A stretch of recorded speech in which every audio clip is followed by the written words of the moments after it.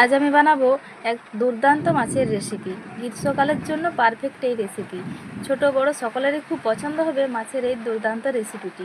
দেখুন, গ্রীষ্মকালে সবারই পছন্দ হয় একটু টক খেতে, তাই মাছ দিয়ে আজকে আমি একদম নতুন স্বাদের একটা মাছের টকের রেসিপি বানাবো।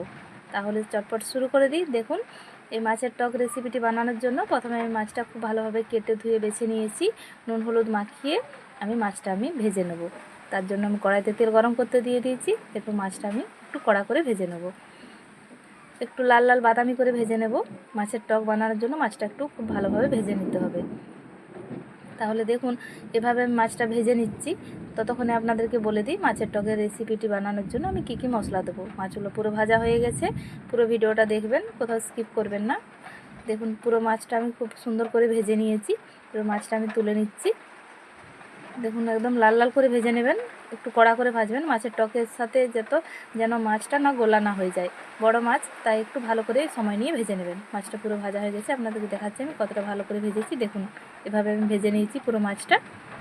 এরপর আপনাদেরকে বলে দিচ্ছি আমি এই মাছটার কি মশলা দিচ্ছি। এখানে দিয়ে দিলাম 1 চামচ 5 ফোড়ন, আর এখানে দিয়ে দেবো 4টে টমেটো। মাছের টক, তাই টমেটোটা একটু বেশি করে লাগবে।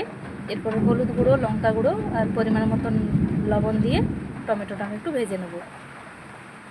খুব ভালো করে ভেজে নেওয়ার পর আমি মশলাটা দেবো। এখানে মশলা বলতে আমি খুব বেশি কিছু মশলা দেবো না, যেহেতু গ্রীষ্মকালের রান্না, তাই তেল মশলা যতটা কম পারবো ততটা কম দিয়ে আমি রান্নাটা করব।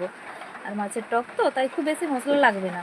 এখানে আমি সরষে আর 2টো শুকনো লঙ্কা বা কাঁচা লঙ্কা, আপনাদের হাতের কাছে যা থাকবে তাই দিতে পারেন। আমার কাছে কাঁচা লঙ্কা ছিল না, তাই আমি শুকনো লঙ্কা ব্যবহার করেছি। এখানে কাঁচা লঙ্কা দিলে টেস্ট আরও ভালো আসবে।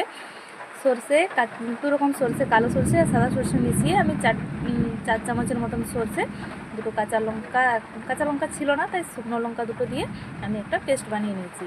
আর এখানে যেটা সবচেয়ে বেশি মাস্ট, সেটা হলো আমচুর পাউডার।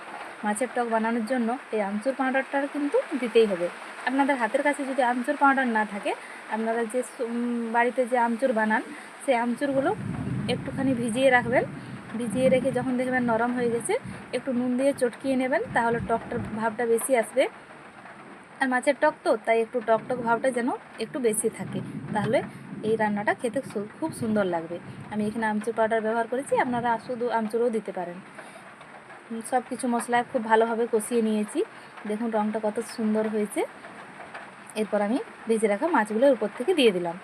খুব সুন্দর করে রান্নাটা করতে পারলে আপনাদেরও ভালো লাগবে, আর বাড়িতে যাদেরকে খাওয়াবেন তাদেরও ভালো লাগবে। আর গ্রীষ্মের দুপুরে এভাবে মাছের টক বানালে তো একদম পুরো জমে যাবে দুপুরটা। দেখুন, পুরো রান্নাটা হয়ে গেছে, খুব বেশি মশলাও লাগেনি, আর খেতেও অসম্ভব সুন্দর হয়েছে। আপনার বাড়িতে অবশ্যই একবার এভাবে মাছের টক বানিয়ে দেখবেন, সবাই একদম প্রশংসায় পঞ্চমুখ হয়ে যাবে। তাহলে এই পর্যন্তই, ধন্যবাদ।